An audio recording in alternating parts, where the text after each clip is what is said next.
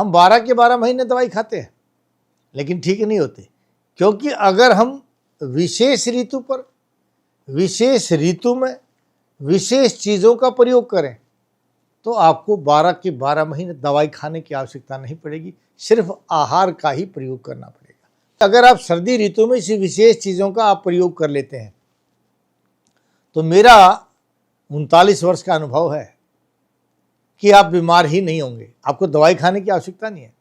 भोजन से पहले थोड़ा सा शक्कर और घी मिला करके भोजन करना चाहिए। भोजन के साथ सलाद के रूप में सेब का प्रयोग कीजिए सुबह के समय।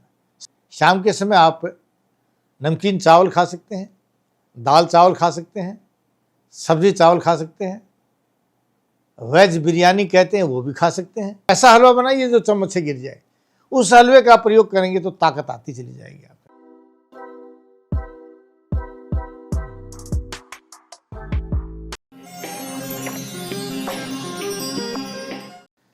नमस्कार साथियों, आज हम बात करते हैं इस विशेष ऋतु की जिसको कहते हैं सर्द ऋतु।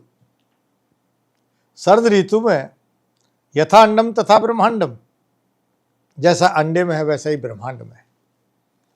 और स्वभावतः मनुष्य की अग्नि तीव्र हो जाती है, यानी खाया पिया अगर आपकी इंटेस्टाइन कमज़ोर भी हैं तो सर्दियों में वो अपने आप प्रकृति के अनुसार मजबूत हो जाती हैं।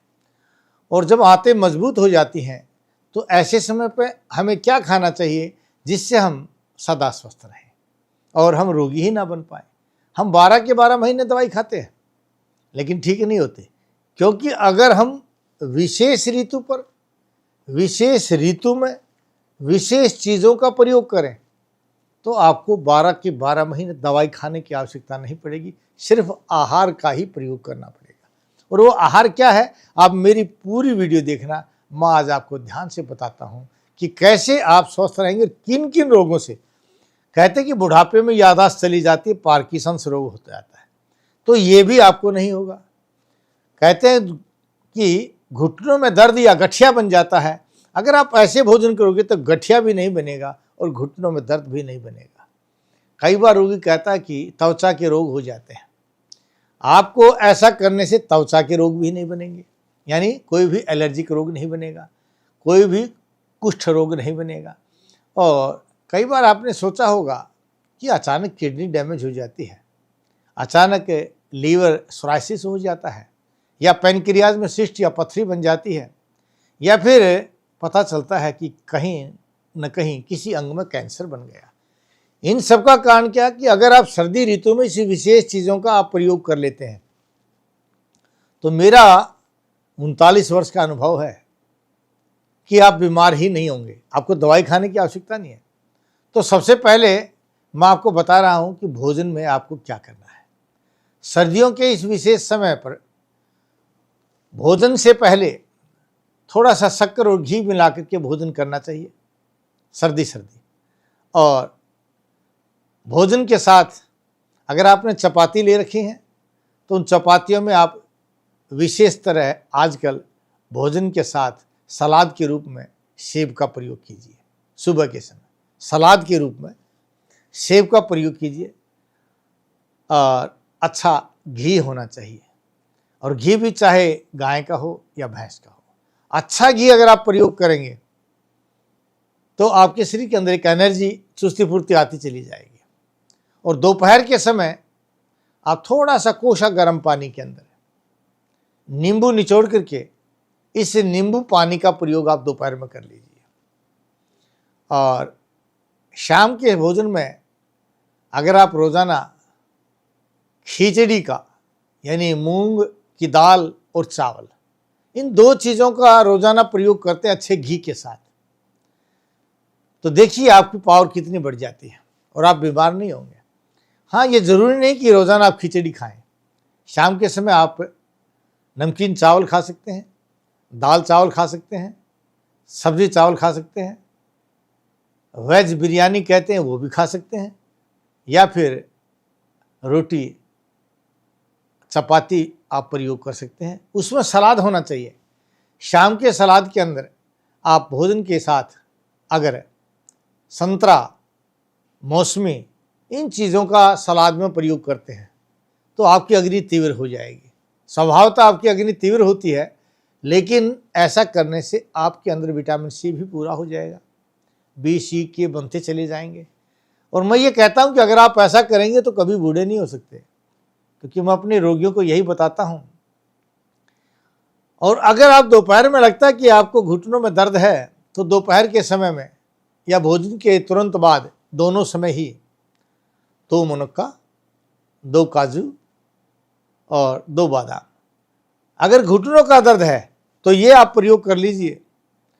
और अगर आपको लगता है कि आपकी याददाश्त कमज़ोर हो रही है, तो भोजन के बाद दोनों समय 2 मुनक्का दाख, 2 अखरोट की गिरी और 2 बादाम की गिरी का प्रयोग कर सकते हैं।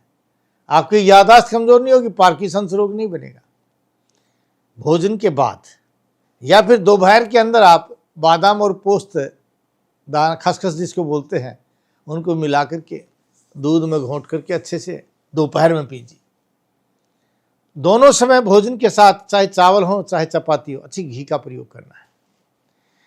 शाम के समय अगर आप चपाती खाना पसंद करते हैं तो चपाती के साथ अगर हलवा बनाए तो बहुत अच्छा रहेगा। सर्दी आप अपने गेहूं के आटे में, जो आपको चपाती का आटा बनाना है, वो 5 किलो गेहूं होना चाहिए, 2 किलो चना और 1 किलो जौ होना चाहिए। इस मोटे आटे की चपाती के अंदर अगर आपको खांसी रहती है तो थोड़ा सी हल्दी और अजवाइन डाल करके उस हलवे के साथ रोटी खा लीजिए। आपको खांसी या दमा खत्म हो जाएगा। बच्चों को नज़ला, खांसी, जुकाम, दमा होता है, वो ठीक हो जाएगा। और अगर आपको लगता है कि आपकी याददाश्त कमज़ोर हो रही है या शरीर वीक होता जा रहा है, तो आप हलवे के अंदर अच्छा घी डालिए और कुछ मत डालिए। उसमें पहले आटा भून लीजिए। जब आटा आपका भून जाता है तो घी गरम करके थोड़ा सा डाल दीजिए। जब आपको लगे कि घी गरम हो गया है, आटे को नहीं जला रहा है, उससे पहले ही अच्छा पानी डाल दीजिए, खांड डाल करके अच्छा ऐसा हलवा बनाइए जो चम्मच से गिर जाए। उस हलवे का प्रयोग करेंगे तो ताकत आती चली जाएगी आपके अंदर। और यही तो बीमारी होती है। और जिन्हें इन छोटी छोटी बीमारियों को अगर हम ध्यान नहीं देते तो यही दमा बन जाता है, पार्किंसंस रोग बन जाता है, अल्जाइमर बन जाता है, गठिया रोग बन जाता है, घुटनों का दर्द बन जाता है, और यहाँ तक कि अचानक कैंसर भी शिकायत हो जाती है। लेकिन अगर ऐसा प्रयोग करेंगे कभी कैंसर नहीं हो सकता, क्योंकि दोपहर में प्रयोग किया गया नींबू आपके कैंसर को नहीं बनने देता। सुबह शाम खाया गया घी आपको कभी कैंसर नहीं बनने देगा और आपकी याददाश्त को कमज़ोर नहीं होने देगा। इन चीज़ों को ध्यान से सुनिए, प्रयोग कीजिए। अगर आपको ये वीडियो अच्छी लगे तो शेयर भी करना, सब्सक्राइब भी करना और बेल आइकॉन भी दबाना। लेकिन पहले रिजल्ट देखना। जब आपको रिजल्ट आता है तो इसको शेयर अवश्य करना। 2 दिन में ही आपको पता चलेगा कि आपने मेरे द्वारा बताए गए आहार का, यानी शास्त्रोक्त जिस आहार का वर्णन किया गया है, उस शास्त्रों के अनुसार अगर आप आहार का प्रयोग करेंगे तो आप सदा स्वस्थ रहेंगे। जय भारत, जय भारती। नाड़ी परीक्षण कराने के लिए वैद्य जी से मिलिए रोजाना रोहतक में गली नंबर 5, विनय नगर, हुड्डा सेक्टर 1, दूसरी पुलिया के सामने, मेन दिल्ली रोड, और दिल्ली में महाराजा अजमेर भवन, अध्यापक नगर, नजदीक नारायण धर्म कांटा, नागलोई। अधिक जानकारी के लिए संपर्क करें 8595299299 या 7428299299।